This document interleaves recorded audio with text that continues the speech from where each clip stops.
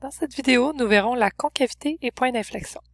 Donc, la première définition, on dit que si f de x est concave vers le haut, alors f' est croissant. Ici, on a le dessin d'une fonction concave vers le haut, donc une parabole par exemple. On s'aperçoit que de moins l'infini à 0, c'est décroissant, donc la dérivée négative, donc qui est représentée par la fonction ici, négative. Et ensuite, la fonction est croissante, donc la dérivée est positive. Si ensuite f de x est concave vers le bas, donc ça va faire la même chose, ça va faire que la fonction va devenir décroissante. Prochain théorème, très important, vous pouvez comme le souligner ou mettre une étoile. Si la dérivée seconde est plus petite que 0, on dit que la fonction est concave vers le bas. Et si la dérivée seconde est plus grande que 0, elle est concave vers le haut. Donc ça va nous aider encore une fois pour notre analyse de fonction. Point d'inflexion. Un point d'inflexion d'une fonction est le point où le graphique change de concavité. Ici, je vous ai fait deux choix possibles. On est concave vers le bas jusqu'au point A. À partir de A, on devient concave vers le haut. Donc, on a donc un point d'inflexion, PI, en x égale à A. On préfère l'autre possibilité, c'est qu'on est concave vers le haut d'abord, et ensuite à A, on devient concave vers le bas. Donc, il y a changement de concavité. Donc, ici, on a un point d'inflexion en x égale à A. Pour trouver les points d'inflexion, il faut trouver le domaine de f, calculer f', f', et trouver les nombres critiques de f'. Donc là, il faut faire attention, c'est ceux qui font que la dérivée seconde égale à 0 et la dérivée seconde n'existe pas. Ensuite, on va faire un tableau et on va regarder le changement de concavité avec le signe de f'. Je vais vous faire des exemples de ça à la page 151. Trouvons les points d'inflexion d'abord de 2 sur 1 plus x.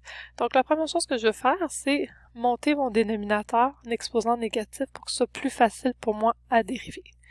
Donc, le domaine ici, si vous avez 1 plus x carré n'égale pas 0, on trouve que x carré n'égale pas moins 1. Donc, ça, c'est impossible. Donc, le domaine, c'est les réels. Ensuite, au niveau de la dérivée, donc, on va mettre moins 1 devant. Donc, ça fait moins 2, 1 plus x carré à la moins 2 fois la dérivée de x carré qui est 2x. Donc, on va tout simplement dire que c'est moins 4x sur 1 plus x carré à la 2. Donc, on n'a pas le choix de faire la dérivée seconde en quotient. Donc, si vous allez faire le théorème du quotient, donc vous allez dériver moins 4x qui fait moins 4, 1 plus x carré à la 2, moins 4x. Ici, je vais le mettre en parenthèse. Les moins vont devenir un plus fois la dérivée du dénominateur qui est 2 fois 1 plus x carré à la 1 fois 2x. Tout ça, je vais le mettre comme ça. Je vais l'écrire ici parce qu'on n'a pas beaucoup de place. C'est 1 plus x carré à la 2 à la 2, 4. Donc, on va faire une mise en évidence au numérateur. Donc, je vais aller sortir un 4. Même un... Ouais, je pense que je vais sortir un 4 et un 1 plus x carré. Je vais regarder, je vais ouvrir. Donc, ici, il va me rester un moins, parenthèse, 1 plus x carré. Donc, le moins devient un plus. Il y a un 4 qui est sorti, il reste quand même un 4 x carré. Donc, on va pouvoir mettre ça en bas comme ça pour pouvoir simplifier. Donc, lui est à la 4. Donc, lui, il va s'éliminer. Il va en rester 3 en bas, pardon. Le moins va se distribuer. Et ensuite, il va vous rester 4, parenthèse, 4 moins 1 x carré, donc 3 x carré moins 1 sur 1 plus x carré. Il manquait un peu d'espace, donc on va faire les nombres critiques juste ici, parce qu'il manquait un peu d'espace dans le cahier. Donc on veut savoir c'est quand la dérivée seconde vaut 0 et c'est quand la dérivée seconde n'existe pas. Donc c'est comme pour la dérivée première, donc ici c'est le dénominateur est différent de 0. Donc, si vous isolez, vous allez voir que c'est impossible et il n'y a donc aucun x. Au numérateur, vous avez 4 fois 3x carré moins 1 est égal à 0. Donc, 0 divisé par 4, ça part. Donc, il reste 3x carré moins 1 est égal à 0. Donc là, ici, ça, c'est une différence de carré. Même si le 3 n'est pas un beau carré, ça fait racine de 3x moins 1 fois racine de 3x plus 1 égale à 0. Donc, on trouve donc 1 sur racine de 3 et 1 sur moins 1 sur racine de 3 comme valeur, comme nombre critique. Donc, on va les mettre ça. Notre domaine, il est réel, donc on va commencer à moins l'infini. On va mettre notre premier nombre critique. On va laisser un espace, on met notre deuxième nombre critique. Quand on a tout fini les nombres critiques, on termine à plus l'infini. Cette fois-ci, dans notre tableau, on a la dérivée seconde et la fonction f. Donc ici, on met nos zéros. C'est vraiment le même concept qu'avec la dérivée première, mais on le fait avec la dérivée seconde. Et là, on va choisir un nombre entre moins l'infini et moins 1 sur racine de 3. Vous pouvez calculer ça décimalement. Vous pouvez choisir par exemple moins 10 et vous rentrez ça dans votre dérivée seconde ici. Et vous allez vous apercevoir que c'est positif. On va choisir un nombre entre 1 sur racine de 3 et moins 1 sur racine de 3. Par exemple 0. Donc si je rentre ici 0, je vais avoir négatif au numérateur, positif au dénominateur, j'ai donc négatif. Et on peut choisir un nombre, par exemple 10, et vous allez vous apercevoir que vous êtes positif. Donc, quand dans la dérivée seconde, vous avez un plus, ça veut dire que f est concave vers le haut. Donc, on va mettre un beau petit sourire. Quand la dérivée seconde est négative, ça veut dire que vous êtes concave vers le bas. Quand c'est positif, c'est concave vers le haut. S'il y a changement de concavité, on dit que le point ici, c'est un PI. Donc, on est passé de concave vers le haut à concave vers le bas. On a donc un PI, un point d'inflexion. On est passé de concave vers le bas à concave vers le haut. On a un deuxième point d'inflexion ici. J'ai besoin de calculer leur valeur, donc c'est très important de revenir dans la fonction de base. Hein? On est dans le f de x, donc vous allez rentrer moins 1 sur racine de 3 dans cette fonction-là, et vous devrez retrouver 6 quarts. Je vous invite à le calculer. Conclusion, je vais la faire ici.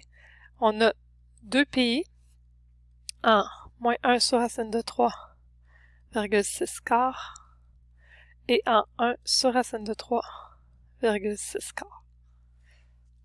Donc, on va faire un deuxième exemple à la page 152. Ici, ce qu'on va faire, à vrai dire, comme deuxième exemple, c'est on va en même temps chercher les intervalles de concavité. Donc, on va trouver le domaine, trouver la dérivée première, la dérivée seconde, trouver les nombres critiques de f''. Et si on l'a vu tantôt avec les plus, si la dérivée seconde est plus grande que 0, on est concave vers le haut. Si la dérivée seconde est plus petite que 0, on est concave vers le bas. Donc si on a f de x qui est égal à 2x moins 4 à la 1 tiers. 1 tiers, c'est une racine cubique, le 3. Donc le domaine, c'est les réels. Vous allez dériver. Donc f' de x, tout simplement, on amène le 1 tiers fois 2x moins 3, moins 4 à la moins 2 tiers fois 2. Je laisserai de même pour l'instant, donc ça fait 2 tiers. Je laisserai avec l'exposant négatif parce que je dois continuer à dériver pour avoir la dérivée seconde. Donc la dérivée seconde, et une fois que j'ai ma dérivée seconde, je vais le mettre en positif. Donc on a moins 4 neuvièmes, 2x moins 4 à la moins 5 tiers fois 2. Donc on a moins 8 neuvièmes. Et là, on peut descendre notre exposant négatif en bas. Donc là, on va pouvoir trouver nos nombres critiques. f' de x égale à 0. Donc, moins 8 ne peut pas égaler 0, donc il n'y a aucun x. Et f' de x n'existe pas. Donc, c'est quand que le dénominateur égale à 0. Donc, on va diviser par 9. Le 0 divisé par 9. On va faire la racine inverse, donc 3/5, d'où on trouve x égale à 2. Donc, on regarde ici, c'est quoi notre domaine? C'est les réels, donc on va partir à moins l'infini, mettre notre seul nombre critique 2 et terminer à plus l'infini. Donc, à 2, la dérivée seconde n'existe pas. Vous allez prendre un chiffre entre moins l'infini et 2. Donc, par exemple, 0. Vous allez le calculer ici avec l'aide de votre calculatrice. Et vous allez vous apercevoir que vous avez du positif. Ensuite, de 2 à l'infini, vous avez du négatif. Donc, la fonction, elle est concave vers le haut et ensuite concave vers le bas. Ce qui fait que le point 2 est un PI. Il faut trouver son Y correspondant. Donc, vous allez retourner dans votre fonction de base, vous allez remplacer x par 2, et on va s'apercevoir que c'est y. On dit donc que, conclusion, f est concave vers le haut de moins l'infini à 2, f est concave vers le bas de 2 à l'infini, et on a un PI en 2, 0. Donc, on peut faire notre dernier exemple à la page 153. Donc, ici, c'est l'analyse de concavité et de point d'inflexion.